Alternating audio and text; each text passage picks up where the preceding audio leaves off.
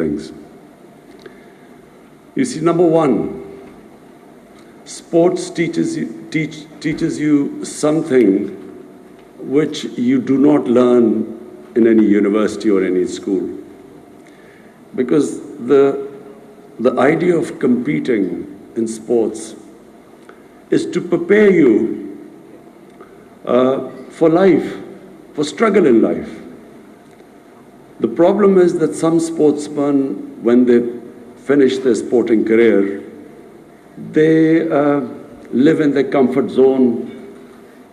They do not want to take any more challenges.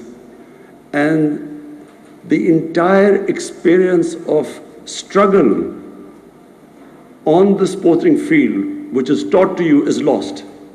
Because the moment you do not take on any other challenges means that that experience which you've learned how to struggle is gone. So let me just say one thing. What did sports teach me? Sports taught me that it was not the most talented player that became a champion. It was the player who had that ability to take the knocks, who knew how to take defeat, who was not demoralized by defeat, but who learned from the bad times. Because in life, whatever you do, life is never in a straight line. It's in cycles. You will have your ups and downs in whether it is education, whether it is in business, and as Arjuna would know, in politics. It's a cycle. You have your good and your bad times. Success depends upon not how you deal with the good times, but how do you deal with the bad times. In sports, no one has ever become a champion who has not learned how to cope with when that defeat comes, when you fail. If you do not know how to cope with that, you can never become a champion. There are two ways people react to a defeat. One is they get demoralized. And when they get demoralized, they lose their dream. They give up on the dream. Second are those people who become champions, who actually learn from defeat, who do not give up. But every time there is a setback in life, there are lessons to be learned. So that ability to analyze where you went wrong and then pick yourself up and start struggling again. That is the only way you become a champion. And that's the only way anyone achieves anything big in life. So what I feel is that sports prepares you, it gives you that ability that you can actually excel in anything. Whatever you do, if you have learned those lessons from sport, you can excel in it. So in my case, I was not the most talented cricketer when I started. My two first cousins were, both of them captained Pakistan, and both of them, all my other cousins said, were far more talented than me. So when I was growing up, I was always told that I was never going to be as good as them. And then when I played my first test match, I was dropped. And everyone thought that was the last they would ever see of me. So for 3 years, I never played, I was out of the cricket team. So there were two ways. Over my playing careers, so many of cricketers which were dropped after their first match never came back again. The majority never came back again. So there were two ways I could either give up and chase another career, or you could actually learn from your first test appearance or your first test tour. So it was that the reason why I succeeded more than a lot more talented cricketers than me was that I had that ability to analyze my mistakes better than others. And then the second ability, I would work harder than most others. And that's why, if you have that ability, you will keep improving.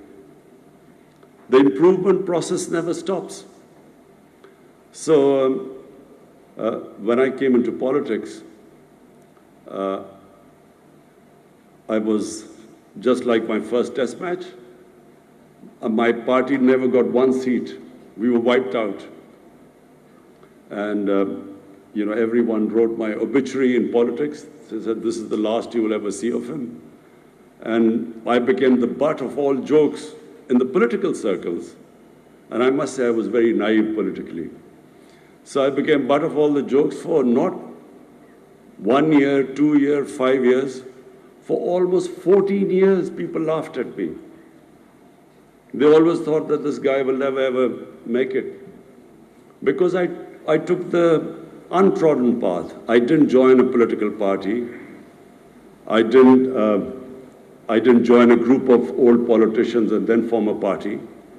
I started alone, with no political background, with no politicians, no established politicians, but they wouldn't join me anyway because they thought I had no chance of winning.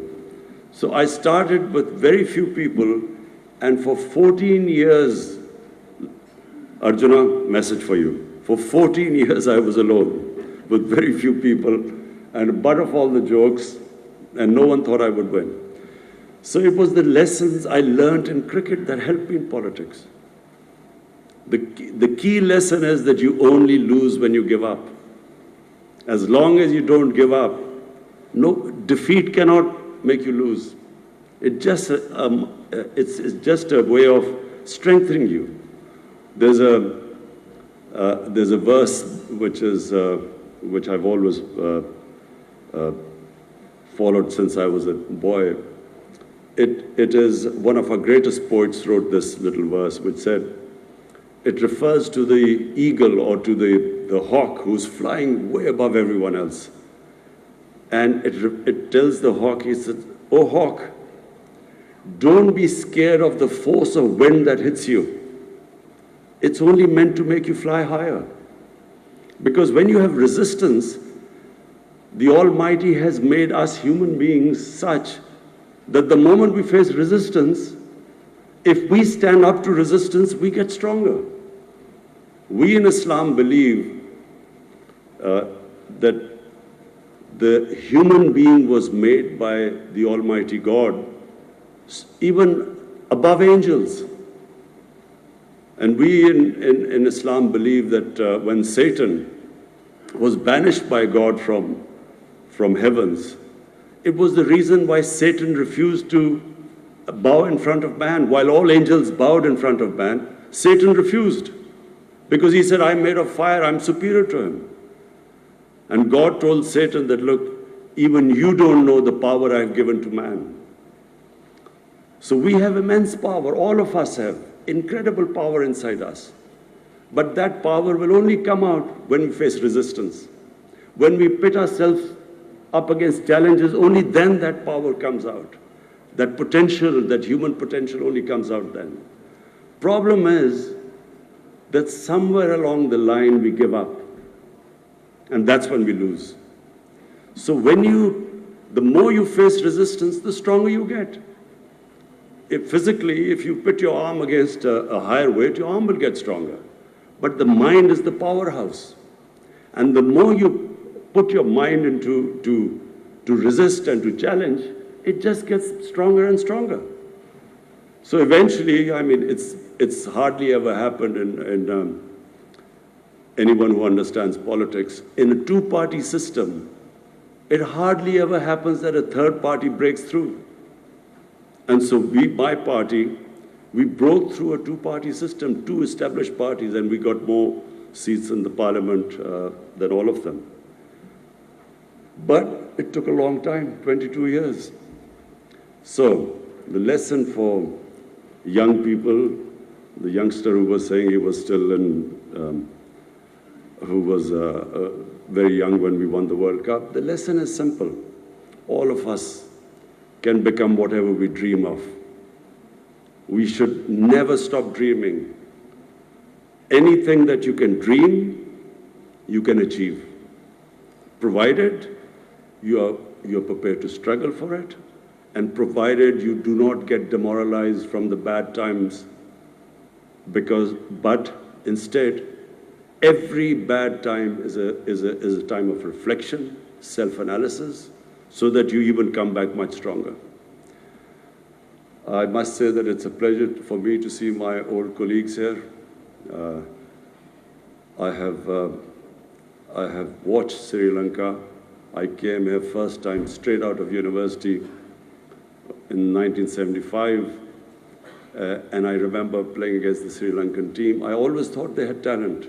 I always thought Sri Lankan teams had especially batting talent. But then they did not have the self-belief. They did not believe that they could win. It was exactly the same with us. When I, as an 18-year-old, first played for my country, I remember we toured England, and I remember my senior players telling me that, look, do not think we can beat the English. You know, then colonialism was much fresher in 1971 when I first played. They said, you know, we've just come here to learn. My own senior players were saying, do not think we can beat the English. And as it happened, a series which we should have won, we snatched defeat from the jaws of victory because we didn't have self-belief. So I remember in 75, Sri Lanka faced that same problem.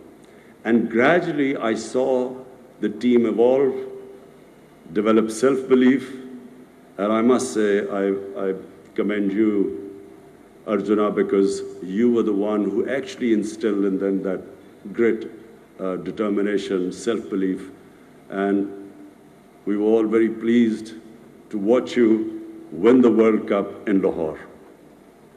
Again, thank you for you honoring me today. Colombo से ये बराह रास्त ceremony आप मुलाहिजा कर रहे थे जो वज़ीर-ए-आज़म पाकिस्तान इमरान खान के एजाज़ में मुनाक़िद की गई थी। वज़ीर-ए-आज़म इमरान खान का कहना था कि खेल आपको वो कुछ सिखाता है जो कभी आप किसी इदारे, यूनिवर्सिटी या कॉलेज में नहीं सीख पाते। इसके बाद उनका कहना था कि खेल आपको मुकाबला करने और जीतने का सबक देता है। उनका कहना था कि जो अपनी हार से सबक ले वही असल चैम्पियन होता है। वज़ीर-ए-आज़म इमरान खान ने आखिर में कहा कि मेहनत और लगन से ही हम सब वो कुछ बन सकते हैं जिसका हम ख्वाब देखते हैं, और ख्वाब देखना ही आपको जीत की जानिब गामज़न करता है। वज़ीर-ए-आज़म इमरान खान के एजाज़ में कोलंबो में तकरीब का इनेकाद किया गया जो कि श्रीलंका की वज़ारत खेल और उमूर नौजवानान की जानिब से किया गया।